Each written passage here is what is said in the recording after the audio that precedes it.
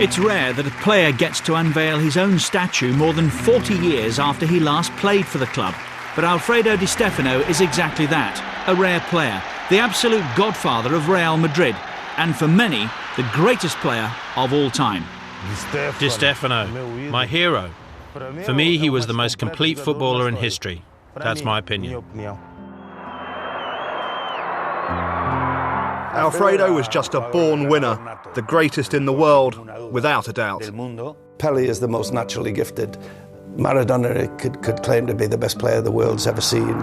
But whenever I'm asked, I always say, if I had to be anybody playing in another career, it would be Alfredo Di Stefano. I saw this figure, all dressed in white. For me, he was football's god, someone incredible. He was just the most sensational footballer, and character, and personality, and leader. For us, he was like a god, a sporting god.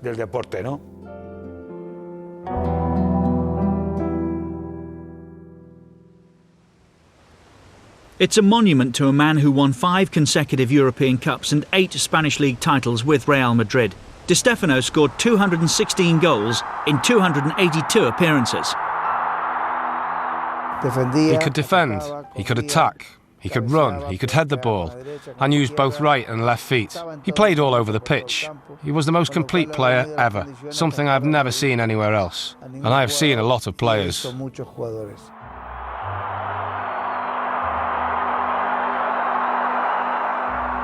I remember watching him from up in the terraces once, and I was looking down. I thought, who is that? Who's that man? He's got the ball all the time. You know, he takes it from the goalkeeper, the fullbacks, the midfield. Everything's happening around him.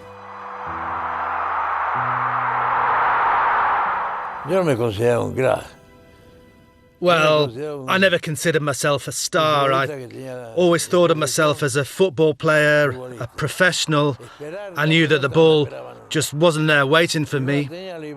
If I didn't have it, I'd go and look for it.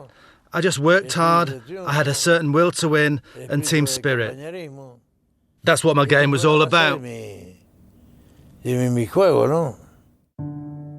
Di Stefano's story started a world away in Buenos Aires, Argentina. Alfredo was the eldest of 3 children who grew up in the Barajas district, the industrial heart of the city, the port which connected South America to Europe, and where football had made its first inroads into South America. I started playing in the street. I love football, and there was very little traffic where I lived. No cars or trucks, just horse-drawn carriages. So we played in the streets, and little by little, people started to notice my talent. And at the age of 15, I found myself playing for River Plate.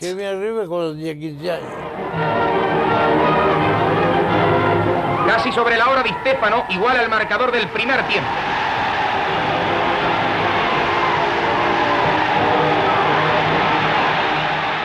River Plate era la máquina. Entonces, back in those days, they used to call River Plate the machine. And that's because when the train used to pass behind the stadium, the guard would sound his horn. River were champions of Argentina for many years, producing some excellent players. It was a remarkable football factory that produced some great talents.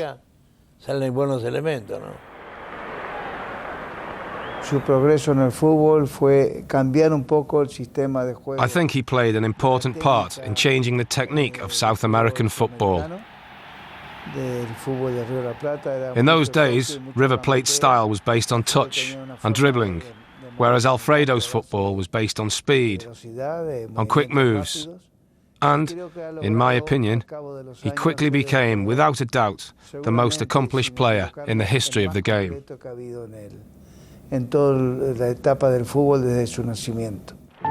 After a year on loan at Buenos Aires neighbours Huracan, Di Stefano stepped back into La Máquina forward line at River Plate.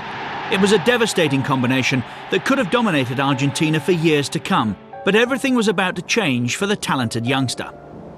There was a big problem in Argentina. There were lots of clubs in the capital city, and obviously There wasn't enough money for everybody. Some clubs paid the players, some others didn't. So there was a demonstration organised by the first-team players from the capital, and there was a general strike that lasted for 8 months. So in 1949, Di Stefano, along with many other players from around the world, went to play in Colombia. He played for the side they called the Blue Ballet, Millonarios of Bogotá. Yo me fui de River, me fui a Millonarios de Colombia. Porque Colombia estaba separada. I went from River Plate to Millonarios of Colombia because Colombia wasn't under the jurisdiction of FIFA. Un equipo tenía brasileños. And it turned out to be a very good league, because some teams had Brazilian players, others had Paraguayan players, and others had Argentinians. It was almost like a World Cup. And the fans responded well. And we were happy because we developed a great footballing era in Colombia.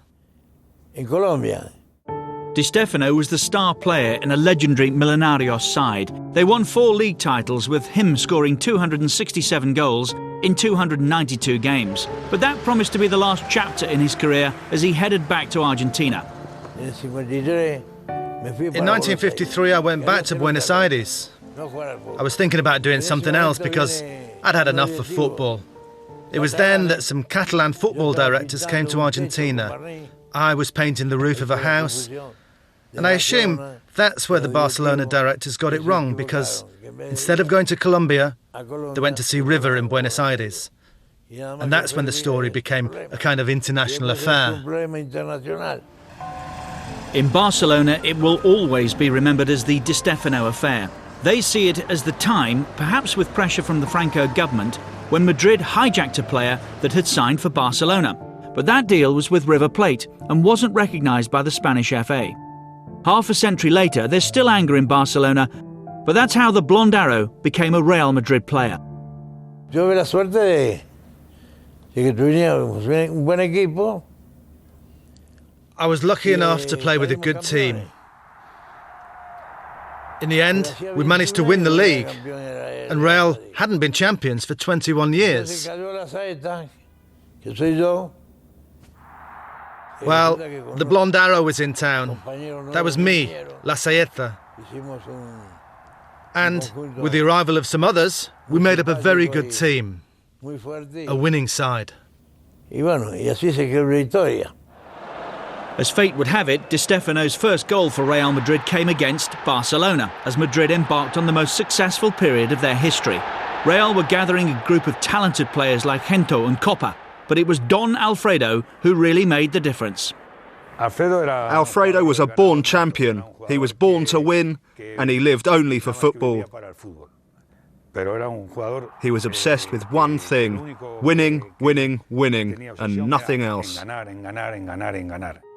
At that time, a new tournament was emerging that was to be called the European Cup.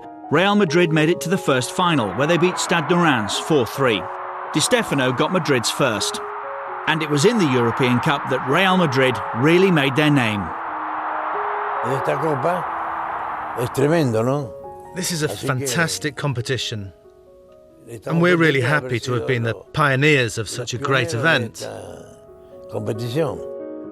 In the next year's final, the Italians, Fiorentina, provided the opposition. This time Madrid were at home in the Santiago Bernabeu stadium. In a 2-0 win, Di Stefano played a crucial part. Di Stefano se encarga de transformarlo en gol.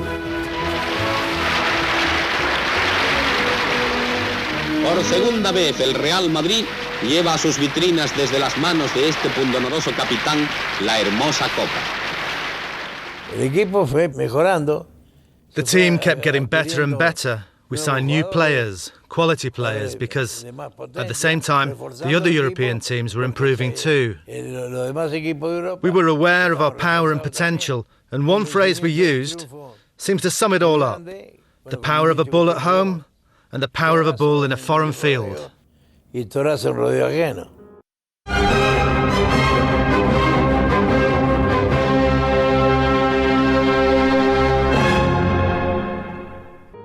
1958 and another European Cup final, this time in Brussels against AC Milan, who managed to get the first goal.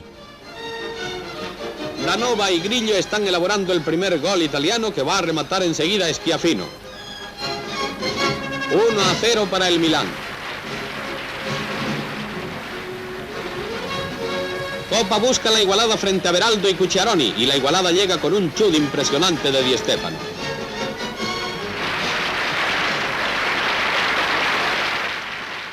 Partido de ida y vuelta.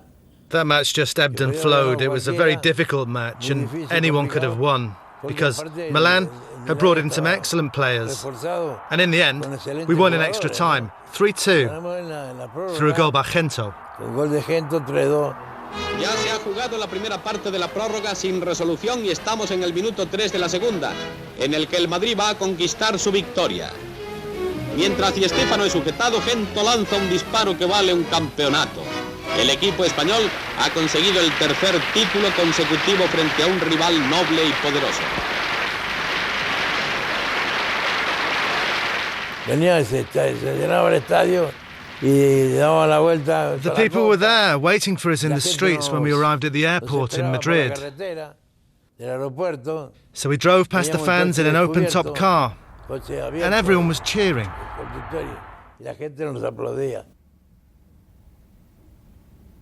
At the club, there was a constant drive to achieve more, to do even better. There was the desire to keep on winning trophies, to keep striving to make the club more and more prestigious. And then people started to believe that this club should really become a dominant force around the world. And that's what happened. Real Madrid just marched on. In 1959, Stade de Reims tried once again to topple the now mighty Real. But Di Stefano scored once again in a 2-0 win to give Real Madrid their 4th consecutive title. But the most memorable match of them all came a year later in Glasgow. That match in Glasgow was just a fantastic show. There were 135,000 people watching. The fans were singing a song that went, Todos queremos más, we all want more. So after the first title, it was, we all want more. The second title, Todos queremos más. And then we got to the 5th. For many people, that 5th final against Eintracht Frankfurt was the best match in the history of football. I think that match in Glasgow would be difficult to repeat. That match was extraordinary because we were all over the age of 30 and people thought that we were probably a little too old by then. In addition to that, we were facing Eintracht Frankfurt, who were a very well organised team.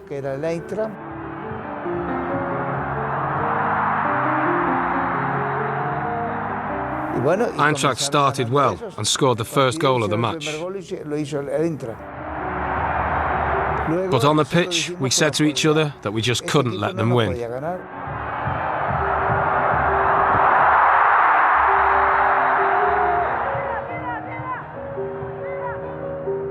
And in fact, we started to fight and play well. We scored one, then another, then another. Puskás, Alfredo, Puskás. They were having a field day. With 4 goals from Ferenc Puskás and 3 from Di Stefano, Real Madrid beat the Germans 7-3. It was Real Madrid and Di Stefano's finest hour.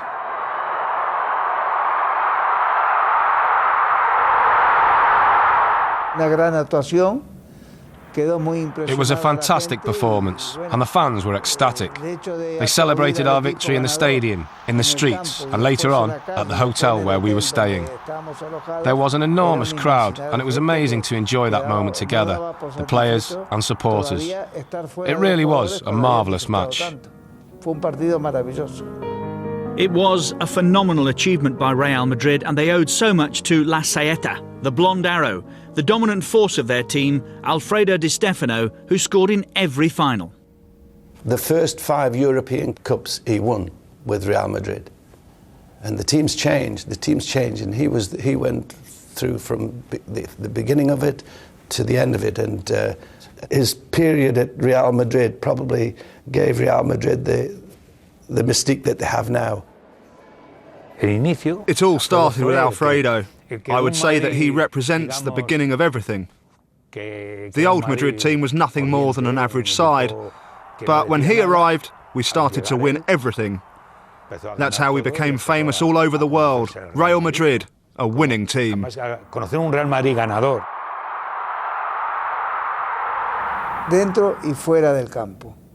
He had an effect both on and off the pitch. On the pitch, because he was everywhere. There wasn't a particular area where he liked to play. Off the pitch, he showed, like no one else, how much he respected and loved the image of Real Madrid. And he transmitted that sense of respect to all his teammates. I think Spain and the city of Madrid became famous because of Real, especially in Europe. You would go abroad and the kids would know all about the club. They'd go crazy when you offered them a team badge. Because even the kids knew that Real Madrid were the greatest team around.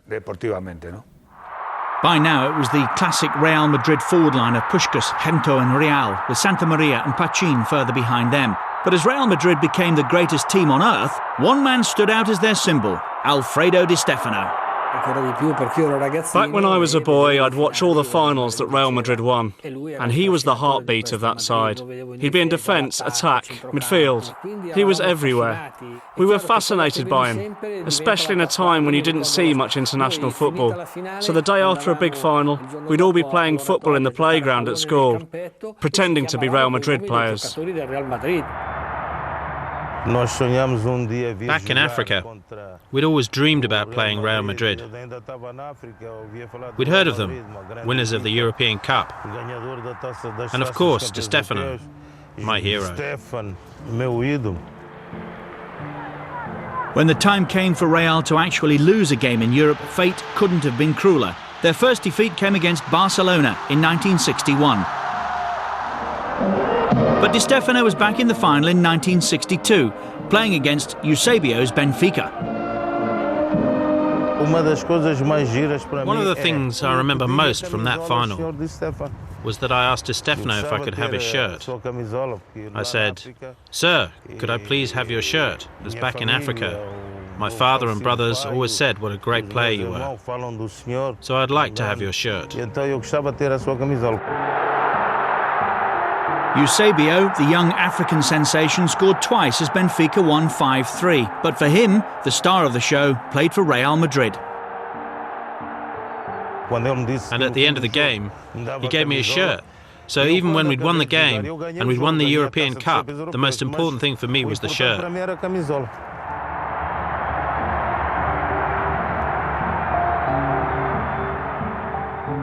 Real Madrid had already won 5 European Cups, and I think that Europe didn't want Real to win again. They wanted a new king. 2 years later, Sandro Mazzola was in the Inter Milan side that took on Madrid in the final. So when I found myself up against Real Madrid in that final, I remember being in the tunnel before the game, and it was badly lit. But I saw that figure dressed all in white, and I thought he was 2 meters tall. I saw him like a god of football, something incredible. So much so that before the game I stopped and stared at him, until my teammate Luis Suarez, who played in several finals, said to me, "Oi, kid, we're going to play a football match. Are you just going to stare at Alfredo?" So that woke me up. Mazzola was soon on his game though, scoring twice as Inter beat Madrid 3-1 in Vienna. I remember when I scored in the 42nd minute. In my head, the game was over. I'd scored against Real Madrid. It was a dream come true, something that I could only have imagined just 2 or 3 years before. After more than 10 years at Real Madrid, and at the age of 38, Di Stefano spent a further 2 years with Espanyol de Barcelona. He then went into management, spending 4 years at Valencia, but it was always going to be difficult to match the success he'd enjoyed in his playing days. Being a coach just isn't the same as being a player. It's more like the hen with her chicks. The hen has to look after her chicks, and that's what the manager has to do. He has to keep them happy, cheerful, and help them cultivate the team spirit. Di Stefano did have some success as a coach, winning titles with Boca Juniors, River Plate and Valencia. But in the end, it just wasn't the same as being a player. As a player, I could be creative. As a manager, I couldn't. The abiding memory of Alfredo Di Stefano will always be as a phenomenal player. So much so that Real Madrid would never have been the club they are today without his influence. He won 5 European Cups and 8 Spanish titles in his time there. So Di Stefano's contribution is the biggest reason why FIFA named Real Madrid the team of the 20th century. FIFA nominated us the team of the century.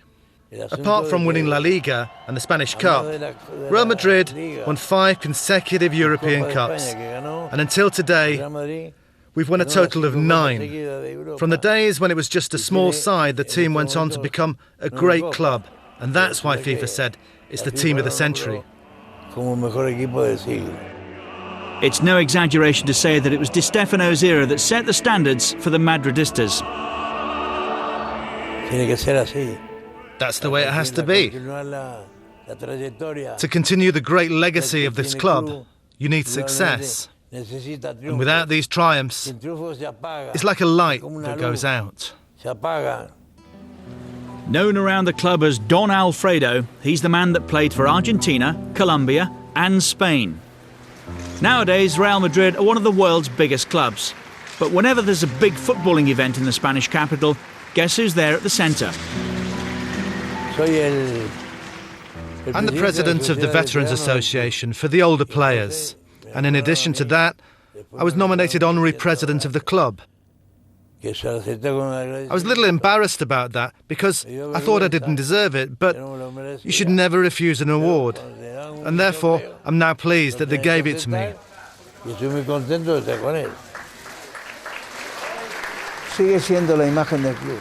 He still represents the image of this club. He was nominated honorary president, and of course, there were no doubts about that decision. The truth is, he is still the symbol of Real Madrid. In fact, wherever Alfredo goes, there are lots of people who show a big interest in him. Young fans, journalists, everyone. He still has great appeal, despite his age, and despite the fact that he stopped playing a long time ago. That Di Stefano is Madrid's greatest ever player is beyond question for many, but one person isn't quite convinced. I don't consider myself the most important player of Real Madrid's history. I've always played for the team, but I've been lucky to play as a centre-forward, and the centre-forward is the man who scores the goals. And people always admire the player who scores the goals. But this player has achieved that thanks to the efforts of the defence. That's how things happen. You have to be a good person to succeed. Di Stefano may be modest about his contribution, but many others, especially his teammates, are ready to pay him the ultimate tribute. We absolutely adore Alfredo. For us, he's like a god. We spend as much time as possible with him as we admire him from all points of view. We're not talking just about the player now, but also about the man. He's been special to us. We've spent a lot of years together. In fact, we almost spent more time with one another than with our wives and our families. To us, he's been the greatest thing that could have happened.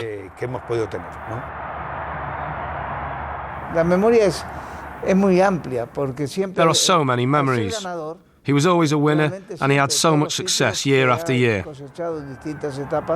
And he deserved it all. Nothing was given to him. He achieved it all through dedication and fighting for the colours of his team. Alfredo Di Stefano, the greatest player that ever lived? Quite possibly. Whichever way, the man himself is pretty satisfied. Well, I can't complain really. Despite my old age, I'm still here, alive and kicking and talking to you. I should thank the fans for that, and obviously, someone above us all. He's the one I should thank. El que está arriba ya sabemos quién es, ¿no?